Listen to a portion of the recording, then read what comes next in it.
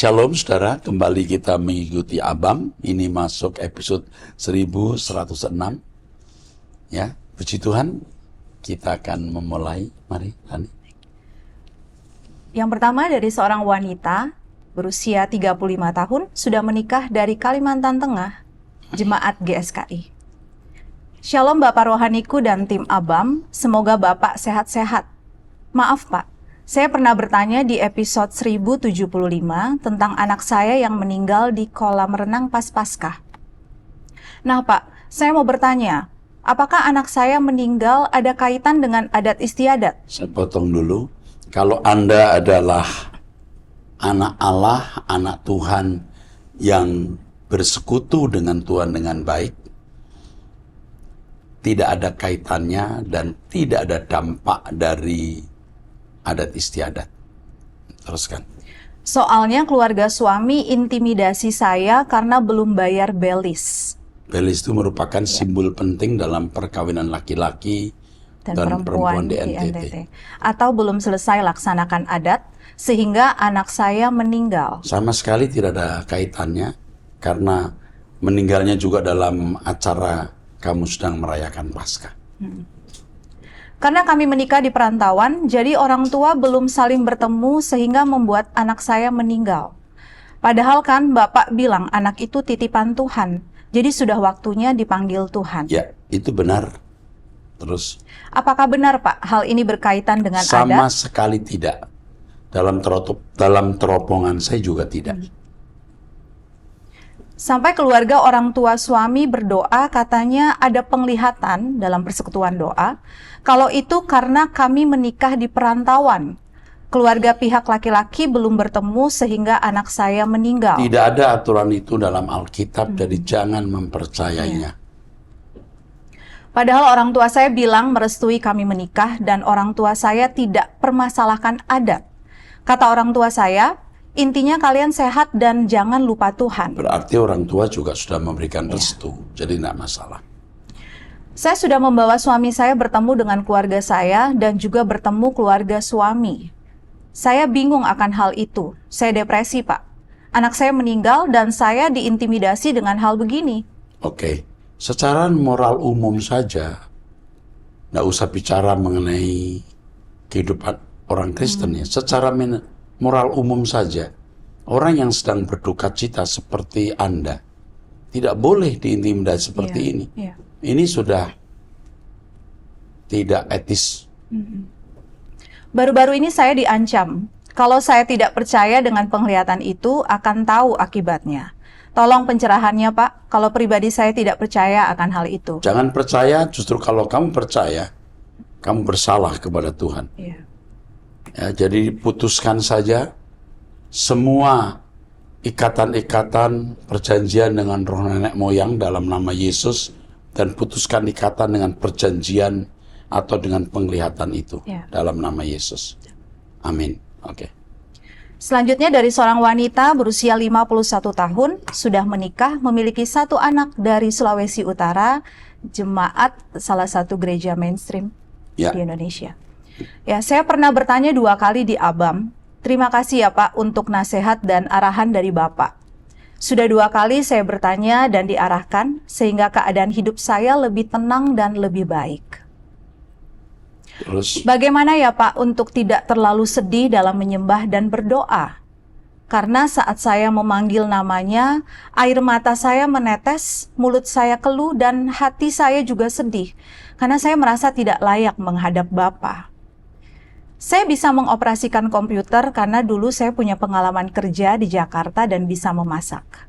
Saat ini saya berusaha kecil-kecilan di bidang kuliner, tapi tidak terlalu lancar.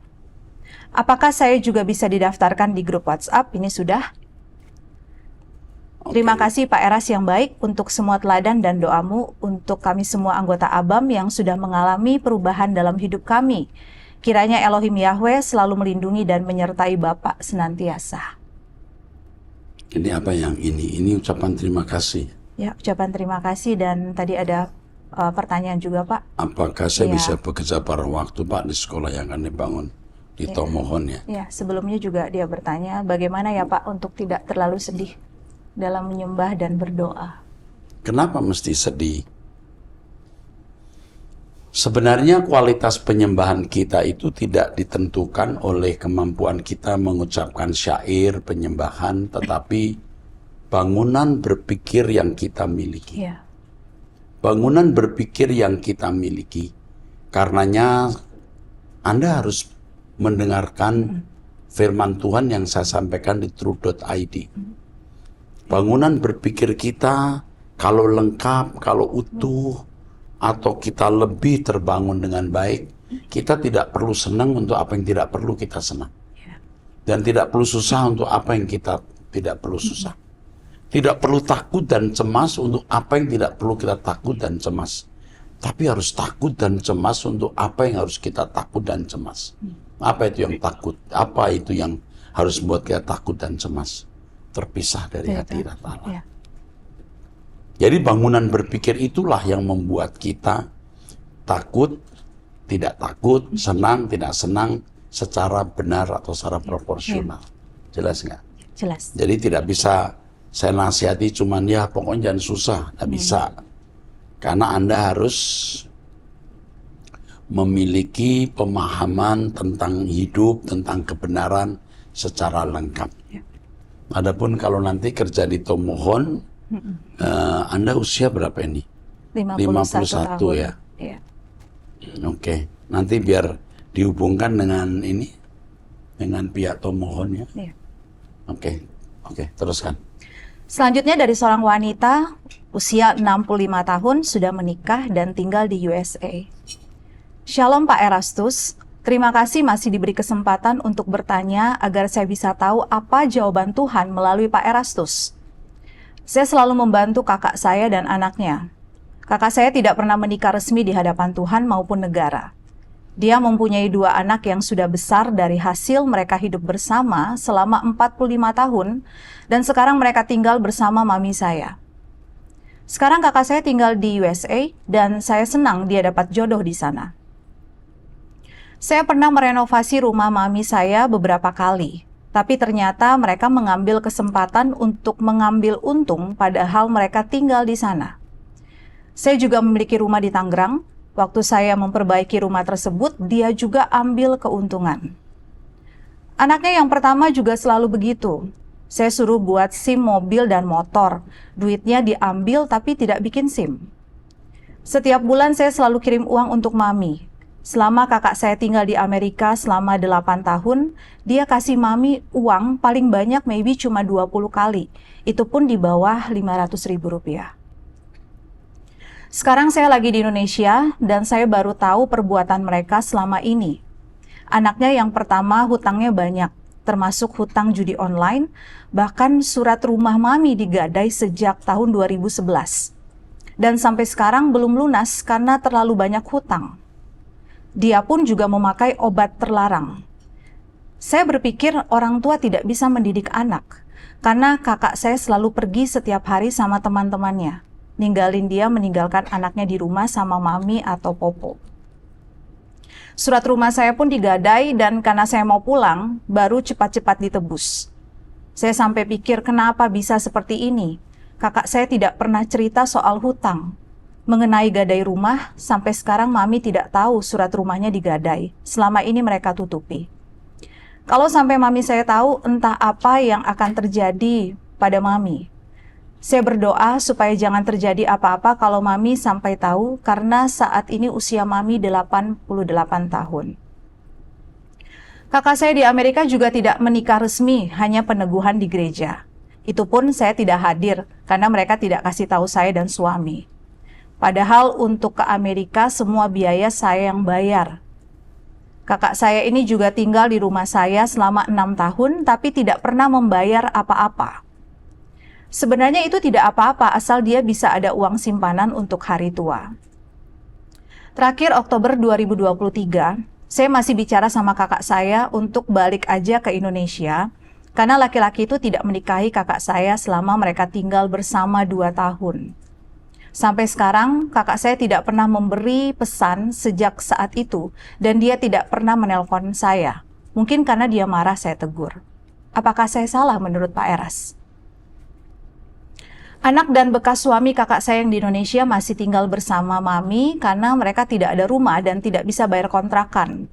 Rumah mami atas nama suami kakak karena dulu status kami masih warga negara asing, jadi tidak boleh beli rumah sehingga pakai nama dia, suami dari kakak. Dia bilang ke tetangga bahwa dia bisa mengusir mami kalau dia mau. Luar biasa kurang ajar ya bicara gitu. Mami tinggal di sana dan hampir 50 orang tetangga tahu bahwa itu rumah mami. Sekarang saya tidak kasih lagi uang makan kepada mereka, tapi keperluan rumah masih saya belikan. Apakah menurut Pak Eras saya salah? Selama ini saya tidak tahu dan akhirnya semua baru terbongkar. Ada banyak perbuatan yang tidak benar yang dilakukan anak pertama dari kakak saya. Padahal kakak saya pecinta suara kebenaran. Kakak yang saat itu. Sampai saya pun heran kenapa hidupnya bisa begini. Thank you so much. God bless Pak Eras and team. Aduh, ini benar-benar ya. Satu hal yang salah dilakukan ketika memanjakan. Yeah. Mengirimkan uang, you orang yang suka membela keluarga. Tapi saudara membela orang yang salah sehingga malah merusak. Yeah. Merusak kakak dan anaknya. Yeah, betul. Yang kena narkoba. Anda sungguh-sungguh bertindak keliru. Yeah. Stop sekarang. Sekarang yang harus diurus adalah masalah rumah. Rumah harus diperkarakan. Apakah dijual atau kumpulkan keluarga lalu panggil dia untuk mengakui bahwa rumah itu milik mama. Tetangga-tetangga juga akan bisa menjadi saksi. Yeah. Usahakan, perkarakan itu. Jika itu tidak berhasil karena memang salah langkah, ya sudah, lepaskan. Yang penting Anda rela. Yeah. Ya, itu langkah pertama, tolong urus soal rumah, bereskan. Kalau nanti perlu pengacara, kami bantu pengacara. Anda punya uang bayar pengacara, saya tahu. Tapi kalau pengacara sampai bisa dibayar oleh kakak itu juga berbahaya. Yeah. Kalau pengacara kami pasti tidak bisa dibayar. Artinya tidak bisa diajak untuk berselingkuh, ya, membela musuh lain, nggak mungkin. Lalu, mama jangan tinggalkan rumah. Harus tetap ada di situ. Jika mungkin ada keluarga lain yang bisa merawat mama, suruh hadir di situ atau pembantu atau siapapun. Kakak yang satu ini tidak bisa dipercayai, you hanya diperas. Coba lakukan itu. Lalu bagaimana kelanjutannya nanti you kasih kabar ke kami. Yeah. Tapi coba Anda sendiri yang ke Indonesia, lalu urus sendiri, cari saksi, untuk meminta atau mengambil rumah itu. Kami akan mendampingi dengan pengacara. Tapi kalau sampai tidak berhasil, karena Anda juga sudah menyerahkan itu, ya sudah relakan saja. Tapi menurut naluri saya masih bisa. Ya, masih bisa. Nanti tentu dia akan mendapat kompensasi. Nggak apa-apa daripada hilang seluruhnya. Oke, cukup ya. Nasihat saya cukup. Oke, teruskan. Dari seorang pria usia 47 tahun, sudah menikah, memiliki 1 anak di Jawa Barat. Jemaat salah satu gereja aliran karismatik. Iya. Saya dan istri sepakat sejak tahun 2017 untuk tidak kerja lagi dan memulai usaha sendiri, yakni jualan martabak dan aneka jenis roti sesuai dengan pesanan konsumen. Kami jualan secara online dengan sistem COD atau bayar di tempat. Ketika pertama jualan, hasilnya lumayan dan seiring berjalannya waktu semakin laris. Namun pada awal Januari tahun 2022 mulai agak menurun. Akhir Januari 2022, istri saya 2 kali bermimpi dengan mimpi yang sama. Kalau rumah yang kami tempati dipenuhi dengan ular yang banyak. Semenjak saat itu jualan semakin sepi, bahkan sampai tidak ada satupun pembeli dalam sehari. Walaupun kami sudah berulang kali posting. Yang saya mau tanyakan, Pak, apakah ada yang salah dengan diri saya dan istri saya, atau adakah penghalang usaha kami? Terima kasih Pak atas nasihat dan pencerahannya. Tuhan Yesus memberkati. Secara logika, Anda pernah nggak membuat semacam survei? Apakah pelanggan puas dengan Anda punya produk. Ya, coba survei dulu. Yang kedua, apakah Anda tidak berpikir untuk membuat variasi? Kalau martabak ada rasa coklat, ada keju, nanti rasa yang lain. Ya.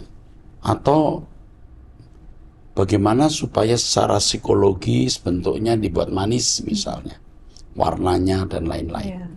Ini secara logika mesti harus digunakan. Ya. Pelanggan yang sama yang sering membeli lalu sekarang mulai tidak membeli misalnya, coba ditanyakan kenapa. Lalu yang kedua, apakah Anda punya kompetitor di sekitar situ yang menjadi korban dengan hadirnya martabak Anda? Jika ada kompetitor, lalu dia merasa dirugikan oleh kehadiran martabakmu, kemungkinan dia bisa menggunakan kuasa gelap. Iya. Dan jika itu terjadi, kami bisa doakan nanti. Dalam nama Yesus Kristus itu bisa. Ya. Nanti bisa didoakan. Ini wanita yang nanya ya? Seorang pria. Oh, pria ya? Iya. Kasihan ya. Kami bisa doakan. Karena memang kuasa gelap itu bisa mengganggu kelancaran bisnis. Tapi yang terakhir, yang keempat, ini masalah yang paling krusial. Hidup Anda itu benar tidak? Kalau hidup Anda itu baik, benar di hadapan Allah, setan tidak bisa mengganggu bisnis Anda. Tidak bisa. Tapi kalau Anda tidak hidup dalam persekutuan yang benar dengan Tuhan, nah ini jadi masalah. Coba selidiki, periksa, koreksi hidup Anda pribadi. Kalau Anda jadi kaya, limpah materi, bisa jadi rusak. Kalau karakter Anda buruk. Nah, yang ini jangan Anda anggap enteng, ini paling prinsip dan fundamental. Hanya ini saja yang saya bisa sarankan. Atau kalau paling akhir saya bisa tambahkan, lihat kemungkinan usaha yang lain selain martabak. Oke? Saya prihatin mendengar ini. Benar-benar saya prihatin. Dari laris sampai tinggal satu pun tidak. Iya, susah, sangat susah. Biasanya restoran itu dia punya grafik ya, dari tidak dikenal pelan-pelan naik sampai naik. Ketika mulai di puncak, dia harus mulai berpikir punya variasi, jangan sampai ada anti klimaks. Sampai puncak.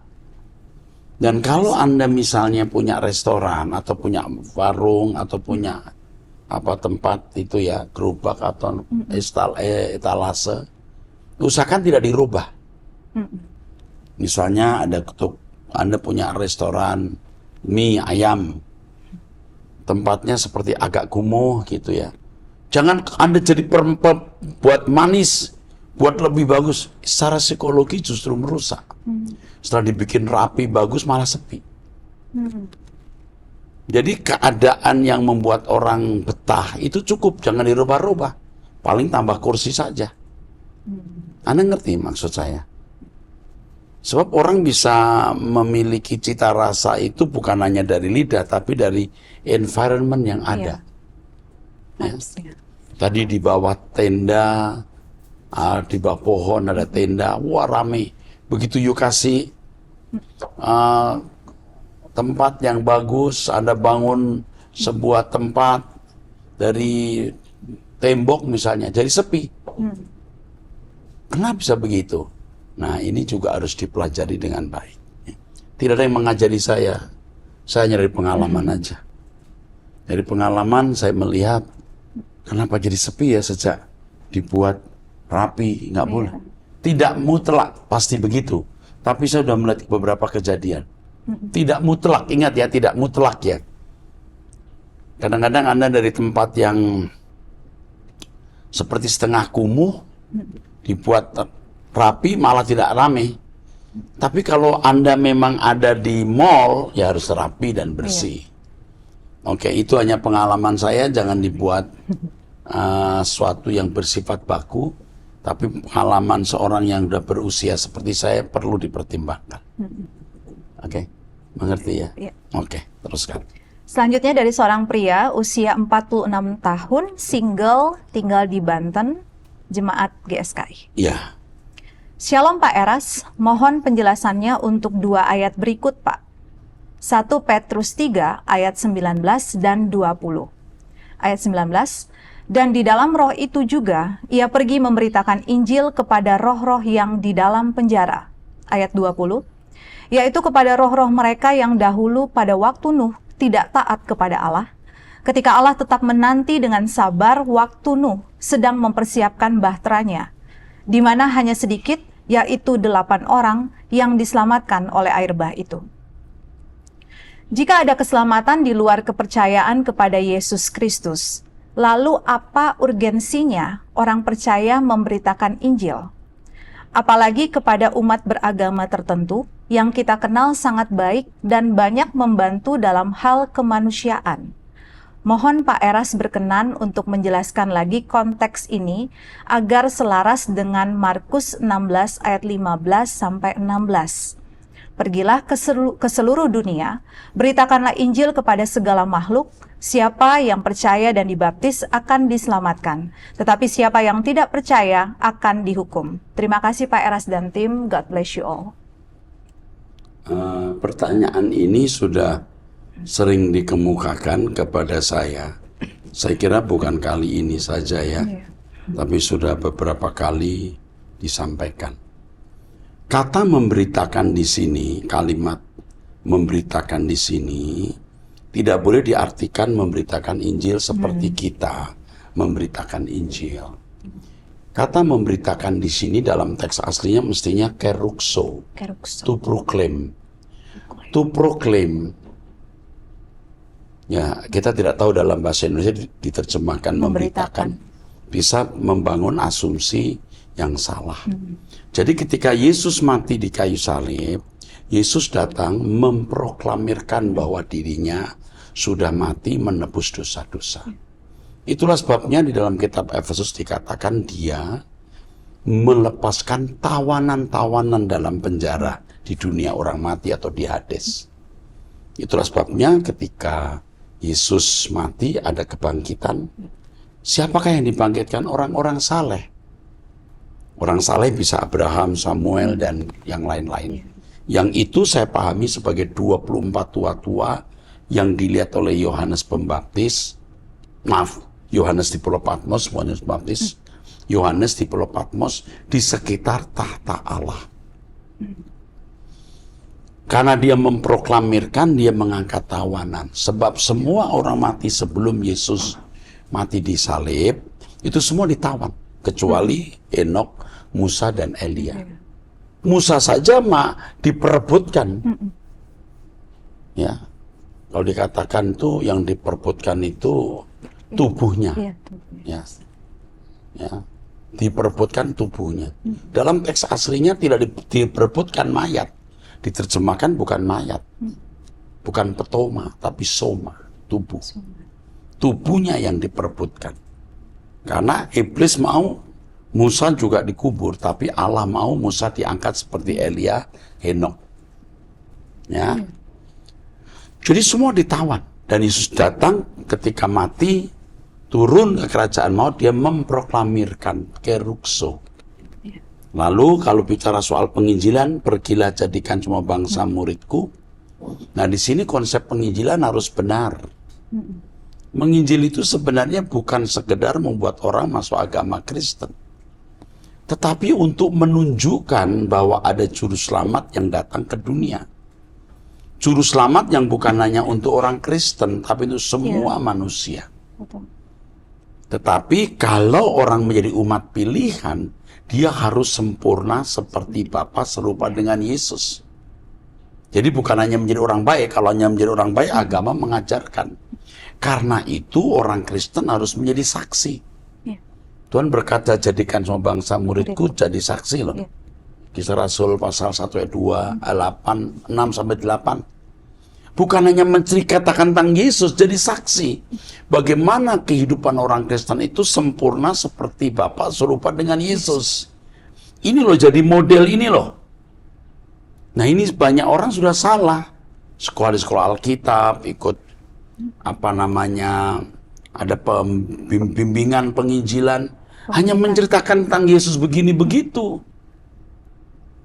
Dulu mertua saya pernah cerita di satu kampung di Pulau Bangka, berdirilah satu gereja oleh seorang pendeta. Tapi ketika pendeta melakukan pelanggaran moral, seluruh orang Kristen di situ pindah agama. Percuma dicerita tentang Yesus, mereka jadi Kristen, menjadi anggota gereja, ketika pendetanya melakukan pelanggaran moral, habis gereja. Makanya penginjilan itu sebenarnya bukan hanya menceritakan tentang Yesus, tapi kehidupan yang menampilkan kehidupan anak Allah yang harus dicontoh, diteladani. Dan itulah yang kami sedang usahakan di Gereja Suara Kebenaran Injil. Saya pun juga menyadari setelah hari tua, semakin memahami apa itu penginjilan. Jelas nggak? Jelas. Ini Bapak ini baru mengerti mungkin ya. Jadi untuk apa memberitakan Injil? Apa yang saya sampaikan ini mesti harus disampaikan dalam seminar yang cukup panjang. Ini terlalu cepat, tetapi bisa dipahami ya. Oke, teruskan. Selanjutnya dari seorang wanita, ini berupa kesaksian, Pak. Iya. Berusia 64 tahun, sudah menikah, memiliki 5 anak di Sumatera Utara. Shalom Pak Erastus, saya sudah lama mengikuti pelayanan Bapak.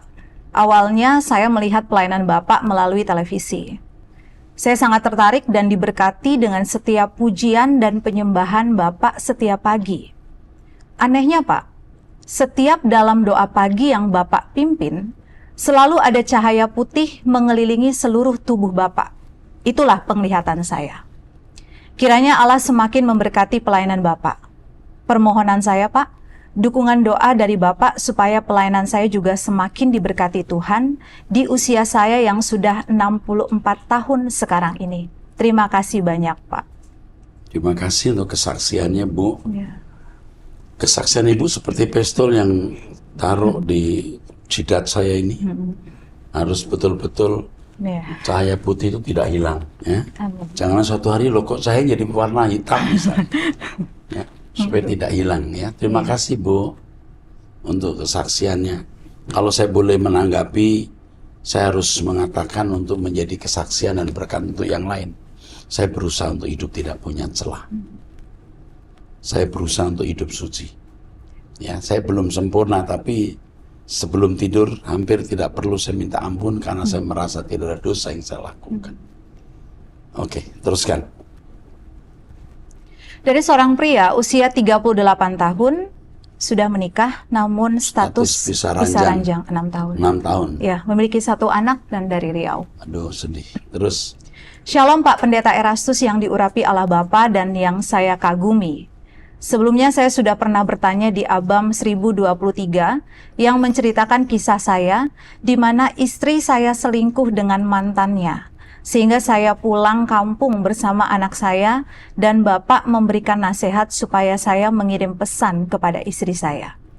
Saya akan menunggumu bagaimanapun keadaanmu. Pesan itu sudah saya kirim dan Bapak juga bilang sama saya supaya saya jangan menikah dulu dan balasan pesan istri saya terlihat bodoh amat, cuek. Akan tetapi 3 minggu ini saya menjalin hubungan dengan wanita secara LDR. Memang wanita itu sudah saya kenal 4 tahun yang lalu dan dia juga sudah pisah dengan suaminya sudah 5 tahun. Sedangkan saya pisah dengan istri sudah 7 tahun. Wanita yang sekarang dekat dengan saya mempunyai 1 anak perempuan, tetapi putrinya ikut mantan suaminya. Sedangkan anak saya hanya 1 dan ikut saya. Singkat cerita, kami menjalin hubungan itu secara LDR. Saya mengajak dia menikah dan akhirnya dia mau. Akan tetapi dia sekarang sakit. Katanya ada gejala kanker serviks dan dia tinggal di salah satu kota di Indonesia. Dia sudah bekerja, Pak. Tapi dia meminta uang untuk berobat karena uangnya sudah habis. Saat ini saya juga tidak punya uang, tetapi kalau untuk meminjam uang saya bisa ke bank dan saya bisa membantu dia. Pertanyaan saya, menurut Bapak, bolehkah saya menikah? Apalagi umur saya sudah mulai tua, 39 tahun. Dan apakah saya boleh membantu wanita tersebut? Apa yang harus saya lakukan? Terima kasih sebelumnya, Pak. Oh iya Pak, mama saya sering mendengar Abam dan dia kagum atas jawaban-jawaban yang Bapak sampaikan. Semoga semua tim GSKI lebih maju. God bless. Naluri saya, Anda ini terlalu cepat, ya. Anda pisah 7 tahun, tapi 4 tahun saudara sudah kenal wanita ini. Saya tidak tahu selama 4 tahun itu saudara sudah LDR atau belum. Rasanya sudah gitu, ya. Anda sudah melanggar janji saudara untuk tidak melakukan hubungan dulu dengan orang, ya. 38 tahun belum tua. Ya, tapi saya tahu kesepian Anda. Justru ini saat-saat yang menurut saya kritis. Dia punya kanker serviks, ini masalah. Tidak sederhana. Itu bukan hal yang sederhana. Saya bukan tidak ingin Anda memikul beban orang, tetapi kalau sampai meminjam uang ke bank, kayaknya Anda salah. Saran saya Anda evaluasi kembali hubungan Anda dengan wanita ini. Anda mesti harus mundur. Mungkin Anda beri waktu paling lama 2 tahun untuk tidak menikah dulu. Ketika Anda kirim surat atau WhatsApp ke istri lalu dia cuek, kita tidak tahu keadaan istrimu saat ini. Sedang apa waktu itu. Bukan tidak mungkin suatu hari dia datang kepadamu dan berkata, ternyata engkau pria yang terbaik di dunia. Ya, dia belum menjumpai pria-pria rusak di luar sana. Jadi saya kira nasihat saya, jangan lanjutkan hubungan dengan wanita ini. Kalau kamu nekat, kamu akan menyesal. Dengan sakitnya kanker serviks ini bisa saja Tuhan kasih signal kepada jangan teruskan. Lalu yang terakhir, ini agak rawan jawaban saya. Tidak semua orang yang cerai itu buruk. Tetapi kalau sampai orang cerai, ya, terutama laki-laki biasanya, harus dilihat latar belakangnya. Mengapa sampai cerai? Ya. Ini harus juga dilihat. Tapi tidak mutlak pasti buruk. Banyak wanita menjadi korban dari kejahatan laki-laki. Tapi bukan tidak mungkin juga cerai itu karena istri memang tidak patut menjadi istri karena tidak melayani suami dengan baik. Nah, kalau Anda ketemu wanita seperti ini kan jadi masalah nanti. Oke, cukup jelas nggak? Cukup. Tapi kayaknya dia nggak terima ini. Kamu harus terima. Sebentar lagi kamu ketemu wanita lain yang bisa lebih baik atau istrimu balik, ya? Oke. Kalau kamu bantu semampu kamu untuk wanita itu boleh. Tetapi kalau sampai utang bank enggak. Lalu yang kamu mesti beri catatan, kenapa sampai anaknya ikut suami? Itu hal prinsip. Kenapa dia tidak mempertahankan anaknya? Kalau perceraian istri yang selingkuh, biasanya anak tidak boleh ikut istri. Kalau suami yang selingkuh, tidak jarang ibu mempertahankan anaknya. Betul ya? Udah itu saja. Sampai jumpa di episode yang akan datang. Tuhan berkati.